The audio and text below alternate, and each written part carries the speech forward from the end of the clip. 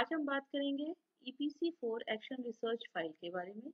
ये BEd second year की बहुत इंपॉर्टेंट फाइल है और आपके इंटर्नशिप के प्रैक्टिकल एक्सपीरियंस के ऊपर डिपेंड करती है। अब हम बात करते हैं कि इस फाइल को आपको बनाना कैसे है। इस फाइल के दो पार्ट्स होंगे, थ्योरी और प्रैक्टिकल।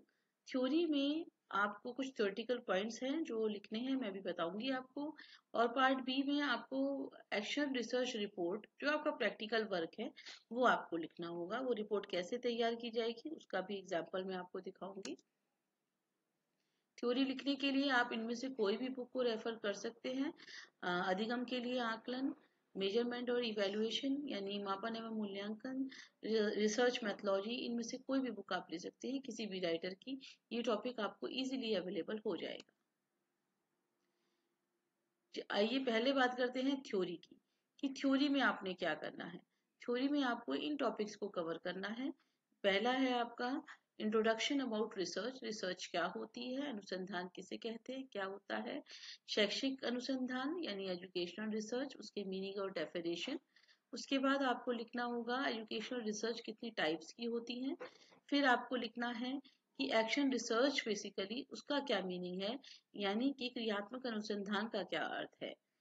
फिर हम बात करेंगे कैरेक्टरिस्टिक्स ऑफ एक्शन रिसर्च की। इसमें आपको एक्शन रिसर्च के क्या विशेषताएं हैं वो आपको लिखनी है। फिर आपको लिखना होगा कि एक्शन रिसर्च एक टीचर को क्यों करना चाहिए, उसके क्या ऑब्जेक्टिव्स हैं। और फिर आप लिखेंगे कि फंडामेंटल रिसर्च यानी जो मूलभूत रिसर्च होती है उसमें, और एक्शन रिसर्च, इन दोनों में क्या अंतर है, क्रियात्मक अनुसंधान में और मौलिक अनुसंधान में क्या अंतर है। और उसके बाद आपको प्रैक्टिकल पार्ट लिखना है, लेकिन उससे पहले आप ये थ्योरी में ही लिख लेंगे कि एक एक्शन रिसर्च को करने के क्या स्टेप्स हैं। तो मेरे ख्याल से आपको समझ में आ गया है कि थ्योरी में आपको ये सारे के सारे टॉपिक्स जो है वो कवर करने हैं। अब बात करते हैं प्रैक्टिकल की, यानी एक एक्शन रिसर्च रिपोर्ट तैयार करने की। ये आप सभी ने ऑब्जर्व की होगी प्रॉब्लम्स। जब आपने 4 महीने इंटर्नशिप किया है तो आपने स्कूल में काम किया है, आपको पता चला होगा हर रोज नई नई प्रॉब्लम्स आपके सामने आ जाती हैं। तो कुछ प्रॉब्लम्स ऐसी होती हैं जो टीचिंग लर्निंग को इफेक्ट करती हैं। बस उन्हीं प्रॉब्लम्स का हम सॉल्यूशन एक्शन रिसर्च के माध्यम से ढूंढने की कोशिश करते हैं, ताकि हमारे स्टूडेंट्स की प्रॉब्लम सॉल्व हो जाए, हमारी प्रॉब्लम सॉल्व हो जाए और टीचिंग लर्निंग किसी भी तरह से उससे बाधित ना हो। तो आपकी एक्शन रिसर्च रिपोर्ट कैसी होगी उसके बारे में बात करेंगे। पहले आपको क्या करना होगा, अपनी प्रॉब्लम सिलेक्ट करनी होगी। आप इनमें से कोई भी एरिया ले सकते हैं, लर्निंग का, टीचिंग का, किसी एक खास क्लास की प्रॉब्लम ले सकते हैं, कि स्कूल एडमिनिस्ट्रेशन की प्रॉब्लम ले सकते हैं जिसमें कि इंफ्रास्ट्रक्चर रिलेटेड प्रॉब्लम हो सकती है, या जो है स्कूल के मैनेजमेंट प्रशासन की वर्किंग संबंधित प्रॉब्लम हो सकती है। एक पीरियड में, किसी एक खास पीरियड में स्टूडेंट के बिहेवियर में क्या प्रॉब्लम है, या एक खास पीरियड में क्या प्रॉब्लम आप महसूस करते हैं, वो हो सकता है, या कोई जनरल प्रॉब्लम। आप यहाँ देख रहे हैं कि लास्ट में लिखा हुआ है, एक नोट डला हुआ है कि only those problems are chosen for study that requires immediate action. यानी ऐसी प्रॉब्लम का ही सिलेक्शन हमें करना होगा जो प्रॉब्लम इमीडिएट सॉल्यूशन मांगती हैं, इमीडिएट एक्शन मांगती हैं। इसीलिए हम इसको एक्शन रिसर्च कहते हैं, कि हमें एकदम एक्शन करके उस प्रॉब्लम को सॉल्व करना है, ताकि हमारी टीचिंग लर्निंग जो है प्रोसेस वो इफेक्ट ना हो। तो इनमें से कोई भी एस्पेक्ट आप ले सकते हैं अपनी प्रॉब्लम का सिलेक्शन करने में। यहाँ मैंने कुछ एग्जाम्पल्स ले रखे हैं, जैसे कि स्टूडेंट्स की साइंस में अटेंशन कम है, या इंग्लिश में अटेंशन कम है, या मैथ में अटेंशन कम है, मैथ्स की क्लास में अटेंशन कम है, तो ये अटेंशन कम है, ये एक हमारी प्रॉब्लम हो सकती है। ये 3 प्रॉब्लम्स बेसिकली हो सकती हैं अलग अलग सब्जेक्ट के अनुसार। आपकी स्पेलिंग एरर्स बच्चे करते हैं हिंदी में, अगर स्पेलिंग एरर इंग्लिश में करते हैं किसी खास क्लास के बच्चे, तो वो प्रॉब्लम हो सकती है। होमवर्क में इरेगुलरिटी है, इनडिसिप्लिन की प्रॉब्लम है, बच्चे किसी एक खास पीरियड को मिस करते हैं, क्लास बंक करते हैं, किसी एक खास सब्जेक्ट में परफॉर्मेंस कम है, स्टूडेंट पंक्चुअल नहीं है मॉर्निंग असेंबली को अटेंड करने में, स्टूडेंट टाइम पे अपने ड्यूज नहीं देते हैं, स्टूडेंट अपना होमवर्क या क्लास वर्क नहीं करते हैं, तो ये इनकम्प्लीट रखते हैं, ये सब प्रॉब्लम हो सकती हैं। VDU की प्रॉब्लम आप मत लीजिएगा, क्योंकि ये एडमिनिस्ट्रेशन से रिलेटेड प्रॉब्लम है और वो स्कूल एडमिनिस्ट्रेशन ही इसके ऊपर एक्शन रिसर्च करता है। तो मैंने कई एग्जाम्पल आपको दे दिए हैं, इनमें से भी आप प्रॉब्लम ले सकते हैं और आप अपनी तरफ से भी बहुत सारी प्रॉब्लम्स ले सकते हैं। याद रहे सभी स्टूडेंट की प्रॉब्लम्स अलग अलग होनी चाहिए, कोशिश आप ये करें। तो अब देखते हैं कि आप अपनी रिपोर्ट कैसे तैयार करेंगे। मैंने इसका एक इलस्ट्रेशन यहाँ दे रखी है, होपफुली आपको समझ में आएगी। तो आप भी ऐसे ही कोई प्रॉब्लम सिलेक्ट करिएगा जैसे मैंने यहाँ सिलेक्ट कर रखी है और अपनी रिपोर्ट तैयार करिए। सबसे पहला काम करना है आपको कि समस्या की पहचान करना है, आइडेंटिफिकेशन ऑफ द प्रॉब्लम। यहाँ मैंने पहचान कर ली है कि स्टूडेंट जो क्लास 9th के हैं उनकी परफॉर्मेंस कंप्यूटर सब्जेक्ट में काफी कम है।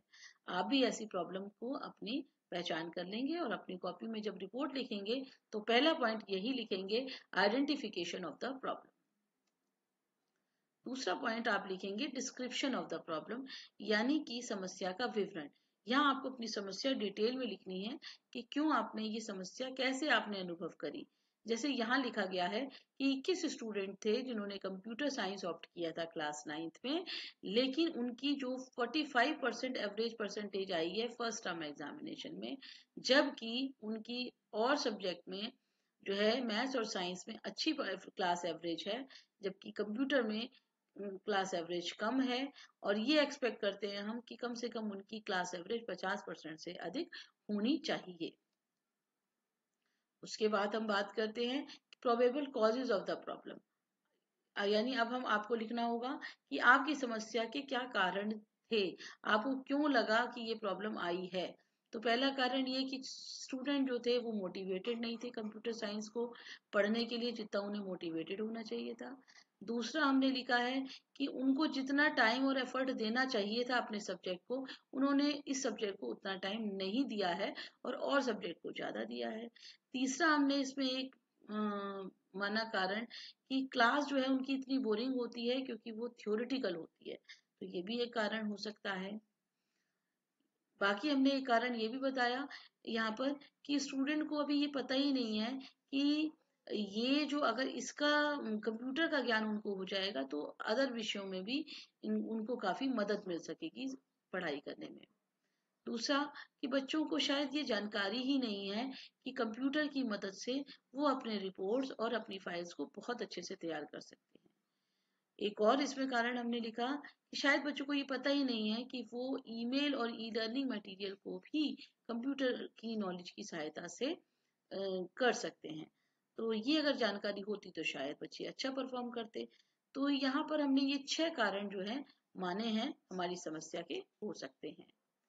ये इस कारण के बाद जब हम कारण आइडेंटिफाई कर लेते हैं तो उसके बाद हम अपना एक एक्शन प्रोग्राम या एक्शन प्लान बनाते हैं कि हम क्या करेंगे, क्या ट्रीटमेंट देंगे कि स्टूडेंट की ये प्रॉब्लम सॉल्व हो जाए।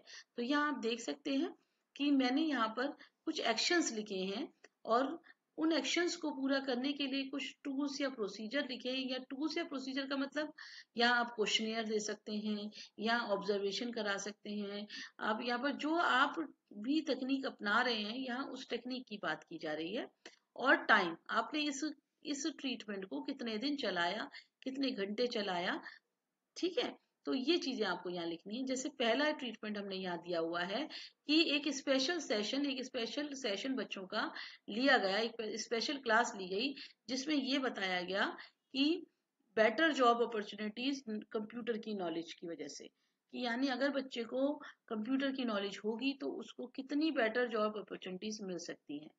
तो इसमें हमने क्या किया कि जो इसकी कॉपी थी, जो इस प्रेजेंटेशन की कॉपी थी, वो हर स्टूडेंट को भी दे दी गई और ये सेशन हमने 2 दिन चलाया।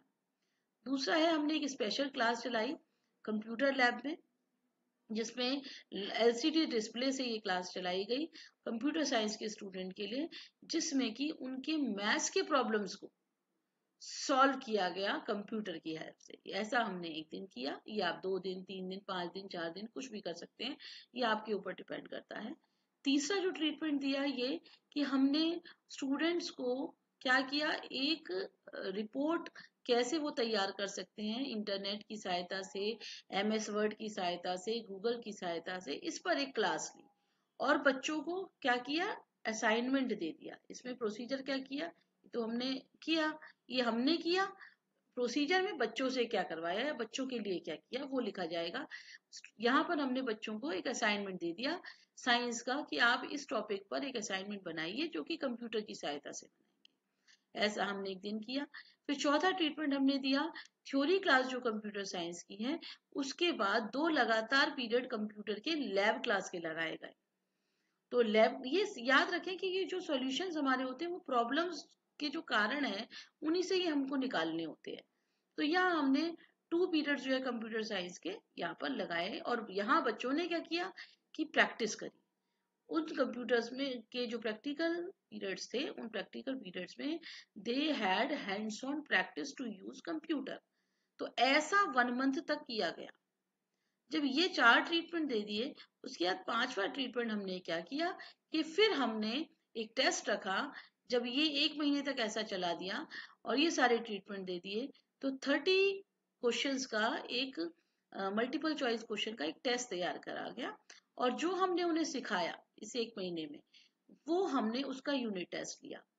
ठीक है, पहले भी यूनिट टेस्ट बच्चे दे चुके थे जिसमें परफॉर्मेंस कम था और ये यूनिट टेस्ट दिया बच्चों ने। अब आगे हमें देखना है कि इस यूनिट टेस्ट का रिजल्ट भी हमारा क्या है। अब हमने डाटा कलेक्शन करना है, यानी ये तो ट्रीटमेंट दे दिया, अब हम वो डाटा इकट्ठा करेंगे जिससे कि हम अपनी कंक्लूजन तक पहुंच जाएं।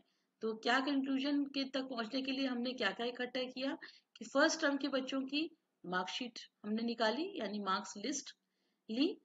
तो बच्चों के एक्शन प्लान के बाद जो टेस्ट हुआ उसकी मार्क लिस्ट ली हमने। तीसरा हमने डाटा क्या कलेक्ट किया कि जो असाइनमेंट बच्चों ने रिपोर्ट तैयार की है साइंस की वो हमने ली जो कि उन्होंने कंप्यूटर की, इंटरनेट की, गूगल की हेल्प से बनाए थे वो लिया। और फिर बच्चों के फीडबैक भी लिए कि जो उन्हें डिफरेंट ट्रीटमेंट्स दिए गए उसमें उन्हें कैसा लगा। इन सबको कंपाइल करके हमने जब अपना डाटा एनालाइज किया तो हमें ये रिजल्ट्स मिला। यानी कि आप डाटा कलेक्शन के बाद अब आप क्या करेंगे, एनालिसिस ऑफ रिसोर्सेज या डाटा, जो डाटा एनालिसिस किया, डाटा किया इकट्ठा उसका एनालिसिस करेंगे। यहाँ आप लिखेंगे कि हमने यहाँ देखा कि जो मार्क्स स्टूडेंट ने सिक्योर किए थे टेस्ट 2 में वो बढ़ गए हैं, जो कि ये इंडिकेट कर रहे हैं कि स्टूडेंट की लर्निंग इंप्रूव हुई है। तो पहला हमने ये एनालिसिस किया। दूसरा हमने ये एनालिसिस यानी हर बच्चे के मार्क्स, यहाँ आप चाहें तो मार्क लिस्ट लगा सकते हैं बच्चों के पहले टेस्ट का, सारे बच्चों के नाम लेके उनके पहले टेस्ट के मार्क्स और दूसरे टेस्ट के मार्क्स, इसकी एक लिस्ट लगाएंगे।